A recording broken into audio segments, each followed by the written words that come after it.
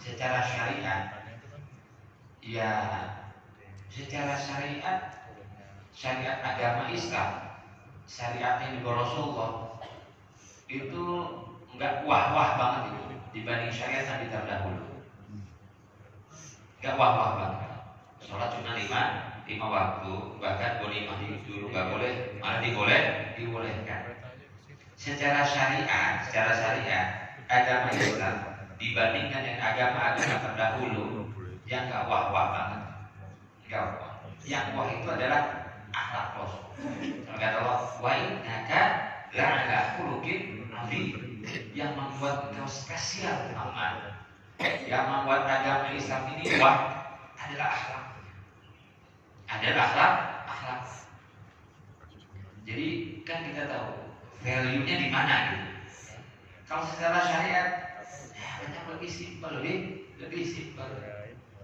Ibadah orang, puasanya Nabi Daud ya. Umatnya Nabi Daud sehari puasa sehari kan? Kagak. Umat Rasulullah tak kita puasa lagi Ramadan, habis Ramadan 14 kan? Secara ukuran syariat itu loh, nggak wah-wah banget. Tapi yang wah banget adalah la'ala khuluqin azim. Yang spesial itu Muhammad adalah akhlak Rasulullah dan akhlak umatnya. Itulah sesuatu yang spesial dari umat Nabi Muhammad. Jadi kalau kehilangan akhlak, kehilangan yang spesial, apalagi dibanggain. Orang ghanimah tadinya haram. Ghanimah haram. Sebelum Rasulullah, makanya orang suka tanya kenapa diharam dengan Allah mengharamkan. Gitu aja. Sesederhana itu.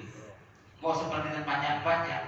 Kenapa umat Islam gak makan daging? Allah mengharamkan. Kalau Allah menghalalkan, makan juga kita. Ujian saja dari Allah. Ini gak boleh. Sama ghanimah juga dulunya haram. Gak boleh umat sebelum Rasulullah. Spesial umat Rasulullah, ghanimah dihalalkan, ya kita makan. Kita ambil begitu. Jadi soal halal haram itu sesederhana Allah menghalalkan atau Allah mengharamkan.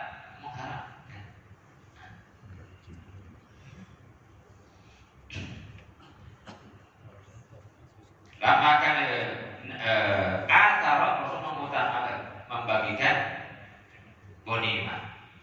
Dan pada saat pembagian Rasulullah mengutamakan beberapa kelompok orang, spesialkan.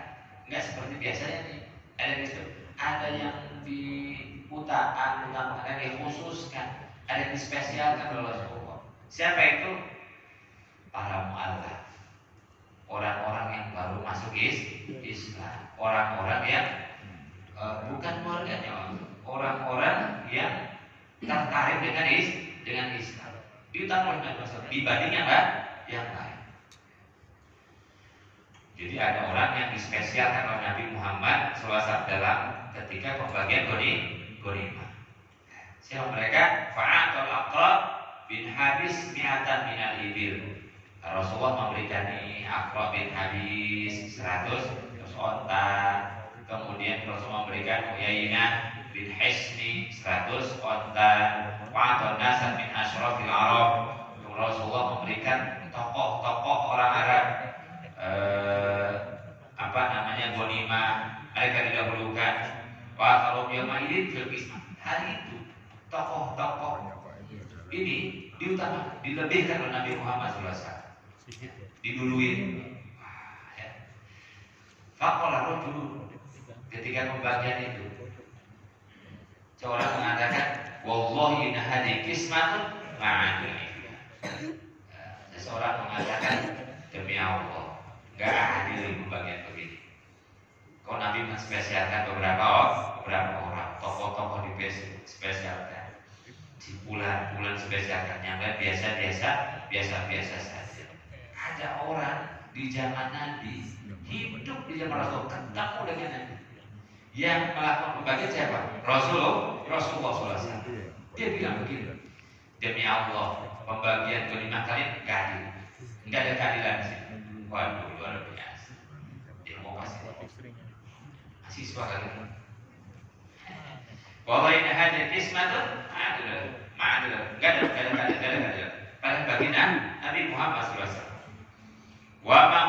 fihi wajhullah. Enggak ada tujuannya Allah ini. Luar biasa. Gua hormat. Fakultu, maka aku mengatakan kepada Abdullah bin Mas'ud, la ukhbiranna Rasulullah. Saya kasih tahu Nabi Muhammad SAW. Jadi kalau hari ini ada yang protes-protes, ya, nggak usah kaget-kaget banget. Zaman Nabi itu udah diprotes. Pembagian yang kayak gitu zaman Nabi udah ada protes. Lah ente jadi ketua apa? Kalau itu panitia saya kata ada yang protes, nggak usah aneh, biasa saja. Ketua DKM nggak beres, sebelah sono mulu dikasih, sebelah sini kagak. Udah tenangin diri. Zaman Nabi ada yang protes. Kalau kita mah sangat wajar diprotes. Kemudian saya kasih tahu Nabi, fa'ataitu fa'akhbartu bima qala. Kemudian saya datang kepada Nabi sallallahu alaihi wasallam, terus saya kasih tahu. Biasa di belakang ngomongin belakang di kasar, belakang kontrakan, dipasung lapangan gitu. Belakang. Saya datangi Nabi, saya kasih tahu. Fata wajjal wajhu kana kasarfi. Berubah wajah Rasulullah. Berubah seperti sesuatu disebut cepat banget berubahnya. Apa nih? Tsumma qala faman ya'dilu di dalam ya'dilillah wa rasul. Terus siapa lagi yang adil? Kalau bukan Allah dan Rasulnya. Mau nyari keadilan di mana lagi kata Rasul? Udah ini paling adil, bahwa Nabi itu bagian yang spesial dari satu malam. Yang kedua, tokoh-tokoh Arab berharap ketika diberikan sesuatu dia masuk Islam, dia ikut Rasulullah, diikuti oleh pengikutnya. Ada strategi, ada tujuan, bukan menspesialkan karena sesuatu perkara dunia yang lain. Kan orang tua kita juga begitu, pimpinan juga begitu. Kesini dulu nih, nggak usah kesana dulu, ada tujuan. Ya, summa qala di dalamnya Rasul mengatakan, yarhamullahu Musa qad uzi biaktsari min hada fasabara. Masya Allah, Allah merahmati Nabi Musa. Di zaman Nabi Musa lebih banyak lagi orang yang begitu.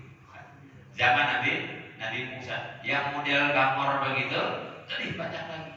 Saya mah cuma sedikit kata Rasulullah. Ada sedikit. Ada.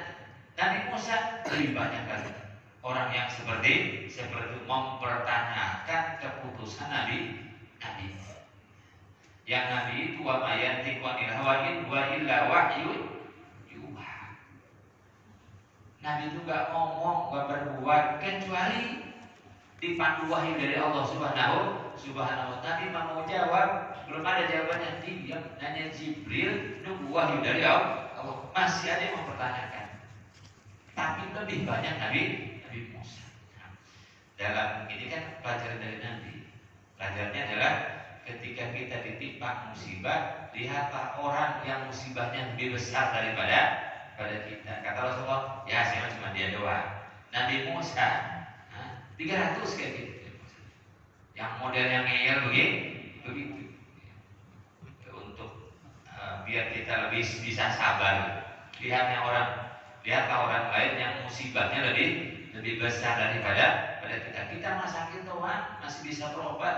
Orang sebelah sana sudah sakit, gak punya duit buat berobat.